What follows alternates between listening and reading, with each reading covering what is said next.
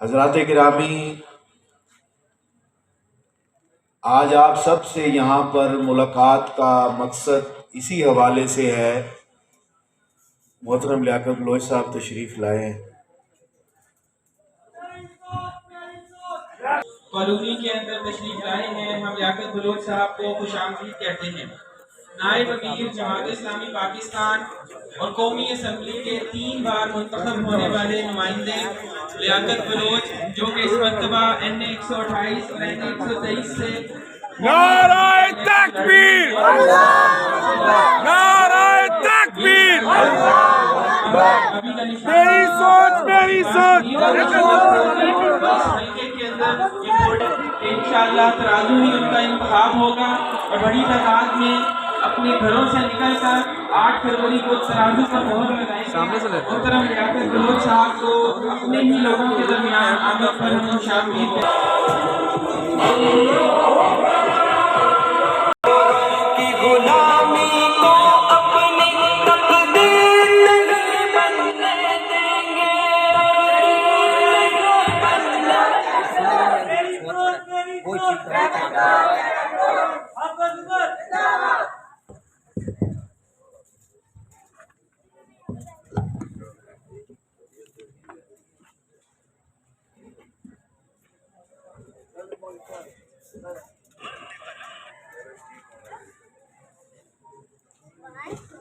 ہم محترم لیاقت بلوچ صاحب کو خوش آمدید کہتے ہیں۔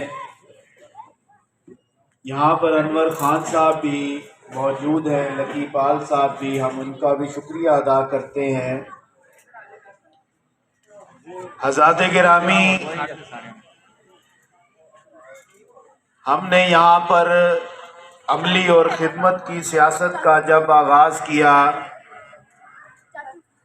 عوام نے اعتماد بھی کیا، عوام کے درمیان موجود بھی رہے، الیکشنز ہار بھی گئے، اس کے باوجود بھی عوام سے رابطہ، ناطہ، تعلق جو ہے کہ وہ موجود رہا۔ مجھے آج بھی یاد ہے کہ 2018 کے انتخابات میں محترم لیاقت بلوچ صاحب کو کامیابی حاصل نہ ہو سکی، اس کے باوجود انہوں نے علاقے کے وہ تمام احباب کہ جنہوں نے بھرپور انداز میں الیکشن مہم میں حصہ لیا، کہ ان کو دعوت دی کہ ہم یکجا ہو کر ایک دفعہ پھر اپنی کمیوں اور کوتاہیوں پر قابو پاتے ہوئے آگے کی طرف پیش قدمی کریں۔ الیکشنز کے اندر ہار کے حوالے سے مایوسی بھی تھی، مگر یہ لیاقت بلوچ صاحب کی ویژن اور اس علاقے کے اندر محبت آج بھی ان کی موجود تھی، کہ اس کا احساس مجھے اس دن ہوا کہ الیکشنز کے بعد سینٹرل کالونی کے اندر ایک شادی تھی، اس شادی کے اندر مجھے جانے کا موقع ملا۔ میں جب اس شادی کے اندر داخل ہوا، اسی وقت وہاں پر تحریک انصاف کے منتخب MNA شفقت محبود بھی اندر جا رہے تھے، جنہوں نے دعوت دی وہ ان کا شکریہ ادا کرتے ہوئے آگے بڑھے۔ ہم سٹیج کی طرف جا رہے تھے، شفقت محمود صاحب نے نہ دائیں دیکھا نہ بائیں دیکھا کہ عوام بیٹھی ہے، وہ سیدھا سٹیج پر گئے اور کہتے ہیں کہ بہت جلدی ہے، مجھے میرے ساتھ جو تصویریں 1-2 بنانی ہے بناؤ، میں اس کے بعد واپس جاؤں گا۔ وہ سٹیج سے اترے اور سیدھا ہی واپس چلے گئے، نہ کسی ووٹر کو ملے، نہ کسی فرد سے ہاتھ ملایا۔ اور تھوڑی دیر بعد ہی میں نے دیکھا کہ محترم لیاقت بلوچ صاحب بھی اسی شادی کے اندر موجود تھے۔ پورے پنڈال نے والہانہ عقیدت محبت کے ساتھ ملاقات بھی کی۔ میں یہ سمجھتا ہوں کہ اس علاقے کے اندر لیاقت بلوچ وہ ہستی ہے کہ جس نے 1985 میں عوام کا دیا ہوا اعتماد آج بھی بحال رکھا ہے۔ لوگ آج بھی احترام کرتے ہیں کہ کس انداز میں یہ فرد عوام کے دکھ سکھ میں موجود رہتا ہے۔ کہ یہاں پر پوسٹل کالونی میں ہم موجود ہیں۔ میں نے آپ کے سامنے تحریک انصاف کے MNA کی بات اس لیے کی کہ وہ یہاں سے بڑی تعداد میں ووٹ لے کر منتخب تو ہوئے، عوام نے ان کو محبت تو دی، مگر ان کو یہ احساس نہیں کہ عام آدمی کا درد کیا ہوتا ہے۔ کسی شادی کے پروگرام میں جائیں تو کسی سے ملنے کو تیار اس لیے نہیں کہ بڑی سیاسی جماعتوں کا ہر امیدوار یہ سمجھتا ہے کہ یہ ٹکٹ ہم نے خریدی ہے، یہ ٹکٹ مقبولیت کی بنیاد پر ہمیں ملی ہے، عوام کا اس سے کوئی لینا دینا نہیں۔ عوام لائنوں میں لگ کر ووٹ دیتی ہے۔ اس کے بعد آپ یہ کیسے سمجھ لیں کہ پوسٹل کالونی کا پانی کا ٹینک کہ عام آدمی کو یہاں پر پانی دے گا؟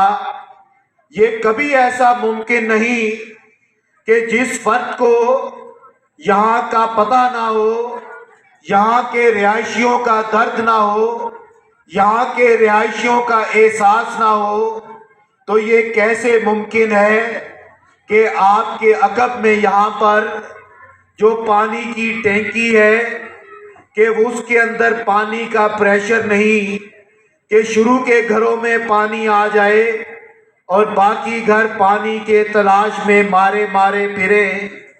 یہ کبھی ممکن نہیں کہ یہاں سے منتخب ہونے والے بڑی بڑی گاڑیوں میں آئیں، ایکڑوں کے گھروں میں رہتے ہوں اور ان کو یہ درد ہو کہ ایک فلیٹ کے اندر سیڑھیاں چڑھ کر پانی کا بوتل لے کے جانے کی کیا تکلیف ہے، کہ سوئی گیس نہیں آتی، LPG کا سلنڈر سیڑھیاں چڑھ کے لے جانے کی کیا تکلیف ہے۔ یہ آپ اور میں ہی جان سکتے ہیں کہ جب یہاں پر سیوریج کا نظام نہیں تھا، سیوریج کا نظام اس وقت اس علاقے میں آیا جب لیاقت بلوچ یہاں سے ممبر قومی اسمبلی منتخب ہوئے۔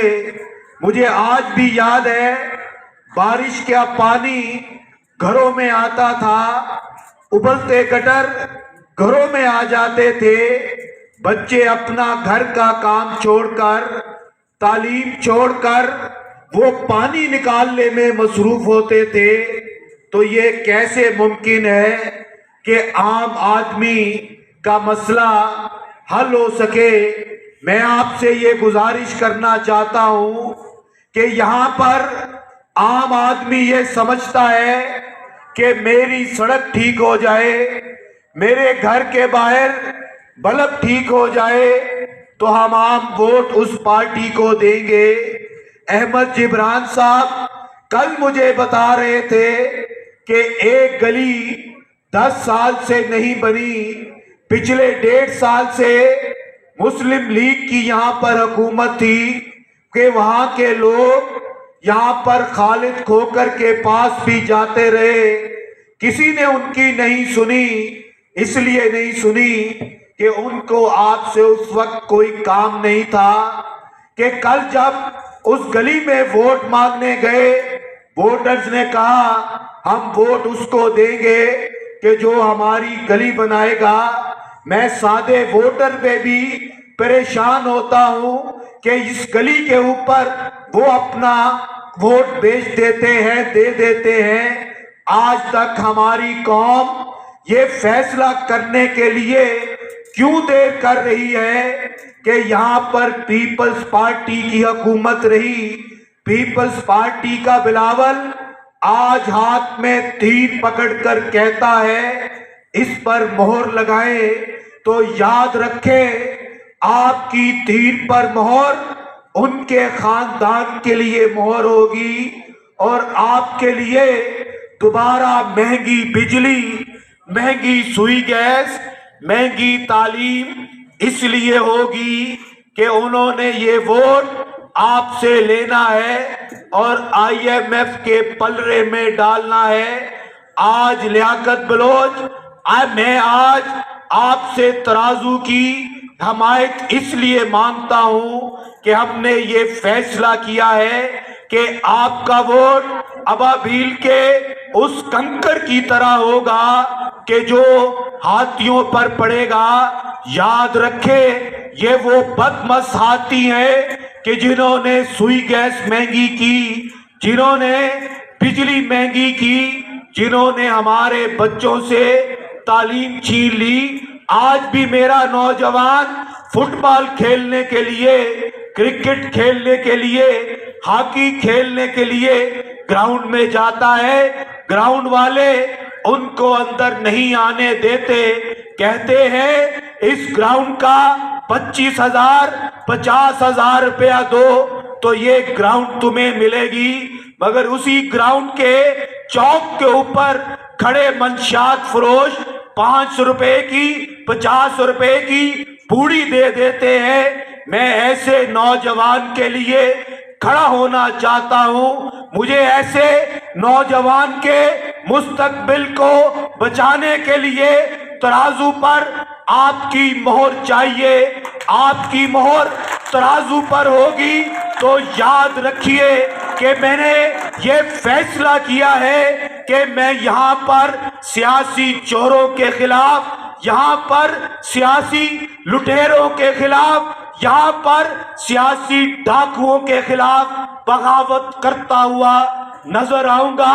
یہاں پر ایک آدمی اگر چوری کرتا ہے، وہ دیکھتا ہے کہ میں اس گھر میں چوری کروں، مجھے چند روپے مل جائیں، مجھے زیور مل جائے کہ میں اپنی ضرورت پوری کروں گا، میں اس چور کو ڈھونڈنے کے لیے اپنی نوکری پر نہیں جاتا، اپنے کاروبار پر نہیں جاتا، مگر 76 سال سے وہ سیاسی چور، وہ سیاسی لٹیرے، وہ سیاسی ڈاکو جو اس ملک کے نوجوان سے روزگار چوری کرتے ہیں، جو ڈاکو یہاں سے عوام کے بچوں سے مستقبل کو چوری کرتے ہیں، ہم لائنوں میں لگ کر کبھی کسی نشان پر اور کبھی کسی نشان پر مہر لگاتے ہیں، مگر ہمارے مسائل حل نہیں ہوتے۔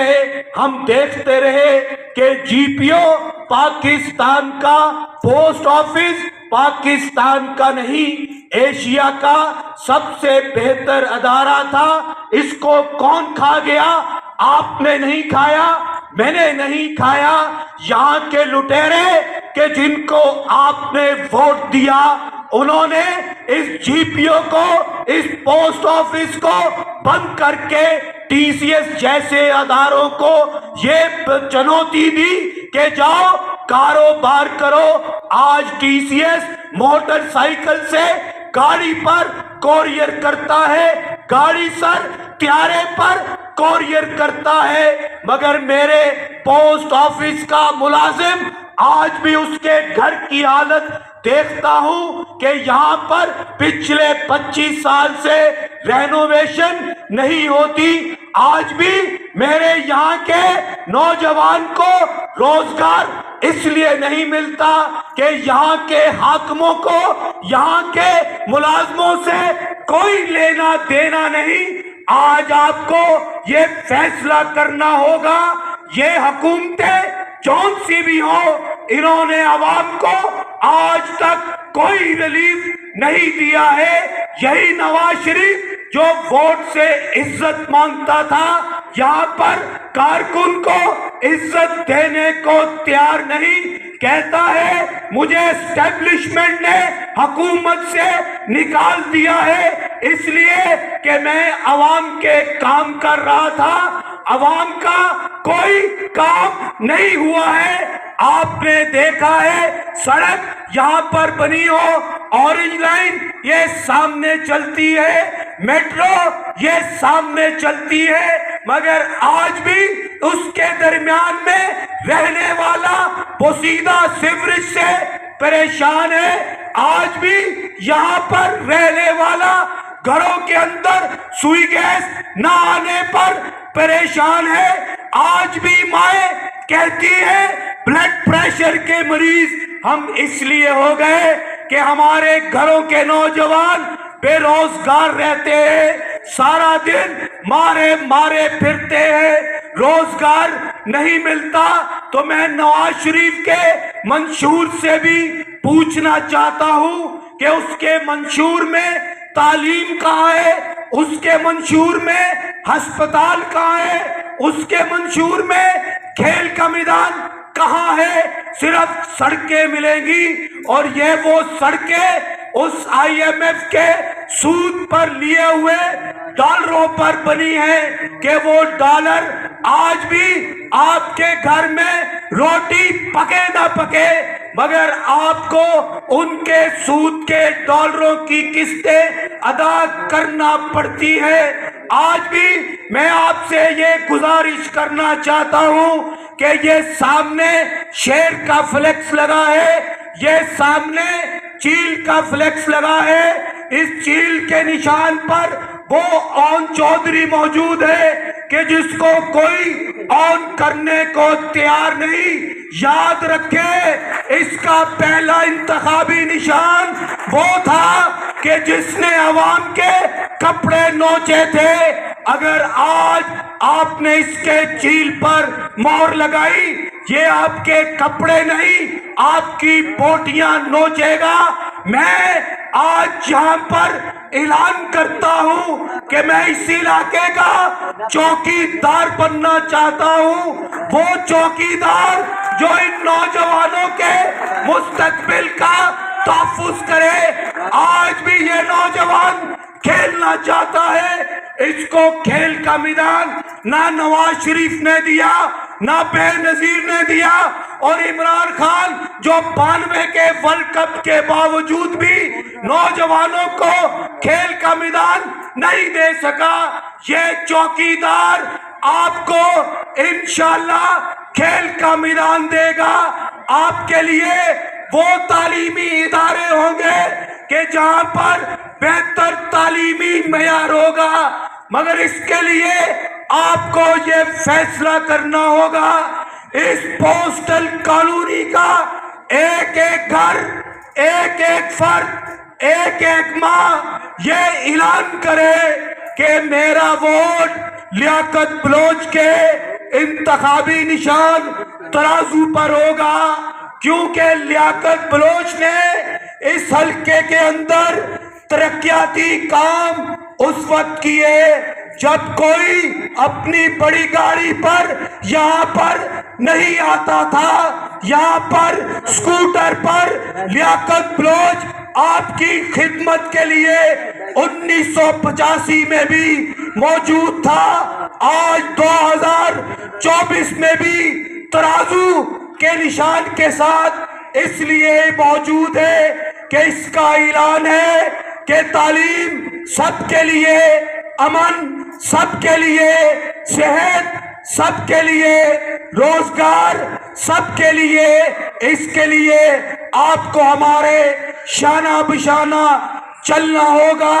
हमारे खून में ना पहले धोखा था ना फरेब था, हमने हमेशा वफा की है। इंशाअल्लाह ताला उल अजीज इस हल्के के नौजवान की काया पलटने के लिए मैं आपकी एक मोहर का कर्जदार हूँ। आप मुझे इस मोहर की कर्ज दे। इंशाअल्लाह आप देखेंगे कि इस हल्के के मसाइल हल होंगे। मैं आपका शुक्रिया अदा करता हूँ कि आप यहाँ पे तशरीफ लाए।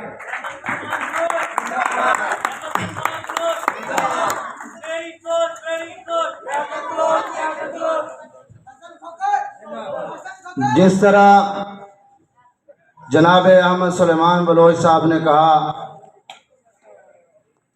कि मैं इस علاقے کا اس حلقے کا چوکیدار بننا چاہتا ہوں۔ جناب احمد سلیمان بلوچ صاحب، قائد محترم جناب لیاقت بلوچ صاحب کی موجودگی میں اہلیان پوسٹل کالونی کی طرف سے ہم بھی آپ کو یقین دلاتے ہیں کہ انشاءاللہ ہم آپ کے دستے بازو بنیں گے، ہم آپ کے ساتھ قدم سے قدم ملا کر چلیں گے اور آپ کی حمایت کا بھرپور اعلان کرتے ہیں۔ یہ یوتھ، یہ بزرگ، یہ مائیں بہنیں بیٹیاں، یہ آپ کے ساتھ ہیں۔ جس طرح آپ ہر غمی میں، ہر خوشی میں ہمارے ساتھ کھڑے ہیں، انشاءاللہ ہم بھی آپ کے ساتھ کھڑے ہیں۔ میں بلا تاخیر بزرگ سیاستدان، دیانتدار قیادت، قائد محترم نائب امیر جماعت اسلامی پاکستان، امیدوار NA 128 NA 123 جناب لیاقت بلوچ صاحب سے ملتمس ہوں کہ وہ آئیں اور ہم سے خطاب فرمائیں۔ جناب لیاقت بلوچ صاحب۔ السلام علیکم ورحمۃ اللہ وبرکاتہ۔ بسم اللہ الرحمن الرحیم۔ قائدین محترم اور پوسٹل کالونی کے میرے بہت ہی معزز بھائیوں اور عزیز نوجوانوں، عزیز بچوں، عزیز بیٹوں، حافظ عمر صاحب آپ کا شکریہ، تمام دوستوں کا شکریہ،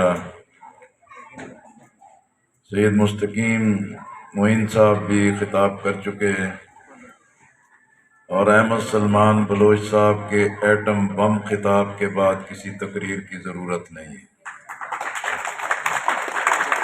ماشاءاللہ انہوں نے بہت ہی شاندار طریقے سے اپنا پورا موقف، بیان اور لائحہ عمل پیش کیا ہے۔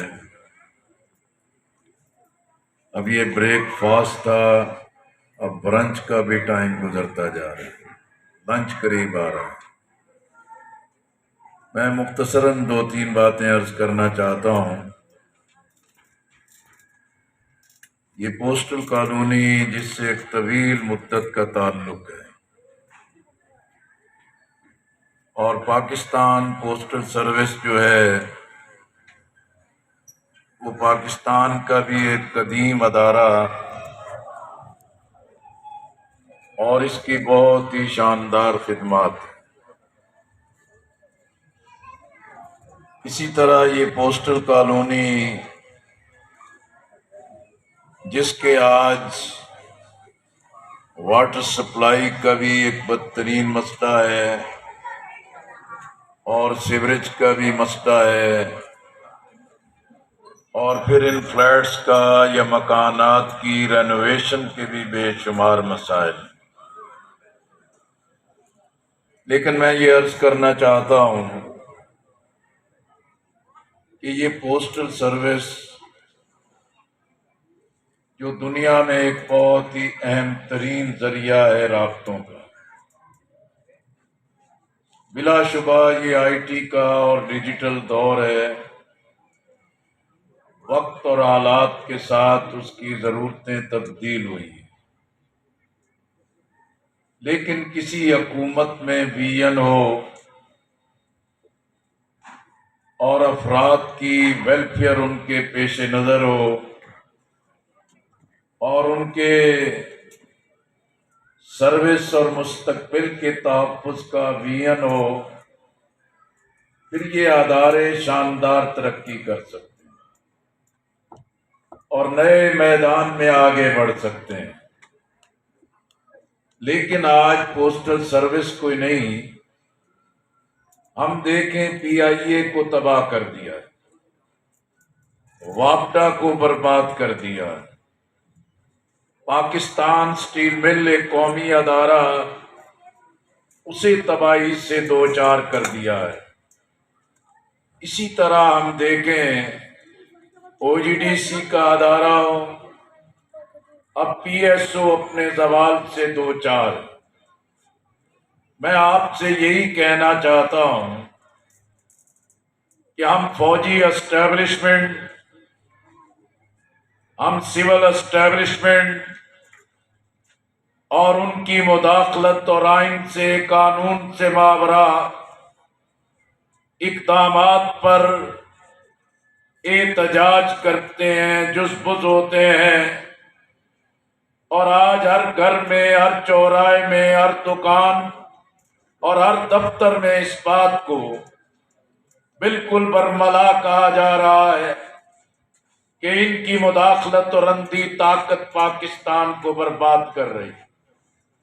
لیکن میرے دوستو، کیا فوج اور کیا سول اسٹیبلشمنٹ یہ 25 کروڑ عوام پر اس طرح حاوی ہو سکتی ہے کہ ہم بالکل بے بس ہو جائیں، بے یار و مددگار ہو جائیں، کوئی ہماری داد فریاد کو سننے والا نہ ہو؟ اور جب ملک میں آئین موجود ہو، جمہوریت موجود ہو، اسمبلیوں کے انتخاب کا طریقہ کار موجود ہو، اس کے باوجود بھی سیاست کیوں بے بس ہے؟ پارلیمنٹ، اسمبلیاں کیوں بے بس ہیں؟ یہ پنجاب جو بڑا صوبہ ہے، ملک کی سیاست کو کمانڈ کرتا ہے، لیکن پنجاب کی سیاست کو دھڑوں میں تقسیم کر کے، مفادات کی نظر کر کے پورے ملک میں پنجاب کو بدنام بھی کیا ہے اور عملاً پورے ملک کی سیاست کو برباد کر دیا۔ آخر یہ سوال پیدا ہوتا ہے کہ اس کا کون ذمہ دار ہے؟ یہ اسٹیبلشمنٹ اتنی اندھی طاقت کیوں اختیار کر گئی؟ یہ تمام محکمے کیوں تباہ ہو گئے؟ لوگوں کا مستقبل کیوں غیر محفوظ ہو گیا ہے؟ بے یقینی، بے اعتمادی لوگوں کو گھیرے ہوئے۔ میرے عزیزو، اسی پاکستان میں پیپل پارٹی بھٹو خاندان پہ لوگ فریفتہ ہوئے۔ بھٹو کی مقابلے میں نواز شریف پروجیکٹ تیار ہوا اور اس کے لیے لوگوں نے اپنی فریفتگی کا اظہار کیا۔ جب اسٹیبلشمنٹ، پیپلز پارٹی، مسلم لیگ سے لوگ متنفر ہوئے، اسی اسٹیبلشمنٹ نے ایک نیا پروجیکٹ پوری کر و فر کے ساتھ عوام پر مسلط کر دیا۔ اگر ڈیلیور کرتے، پرفارم کرتے، گڈ گورننس دیتے، ملک کے معاملات کو چلاتے، اسمبلیاں ایک رول ادا کرتی، پاکستان کے عوام مسائل سے نجات پاتے، تو یہ بھی سیاست اور اسٹیبلشمنٹ کا ایک پیگ پہ آنا ملک کے لیے گوارا ہو سکتا تھا۔ لیکن عملاً اسٹیبلشمنٹ پہلے سے زیادہ طاقتور ہو، اسمبلیاں بیکار ہو گئی، سیاست بیکار ہو گئی۔ اس کے ذمہ دار یہی طبقات ہیں جو سیاست میں بے وفا ہیں، جو سیاست میں وقت کی تلاش میں رہتے ہیں، چڑھتے سورج کے پجاری ہیں اور پاکستان کی سیاست کو نظریے، کردار، ایمان، یقین، خدمت اور پرفارمنس کی بجائے مفادات کا غلام بنا دیا۔ آج آپ دیکھیں، نورا کشتی جاری ہے اور بلاول صاحب کیا کہہ رہے ہیں، مسلم لیگ کیا جواب دے رہی ہے، اور ایک طرف ریاست کی طاقت کے ساتھ لوگوں کو آزاد الیکشن لڑنے پہ قائم کر دیا ہے۔ لیکن یہ نورا کشتی 18 ماہ انتخاب عدم اعتماد کے بعد حکومت میں اکٹھے رہے، نگران حکومتیں ان کی یہ تسلسل جاری ہے، اور اسی طرح آج منشور دیے جا رہے ہیں، بیانیے دیے جا رہے ہیں، سلوگن دیے جا رہے ہیں۔ قوم پوچھنا چاہتی ہے، یہ نئے بیانیے، نئے منشور کیا کریں گے؟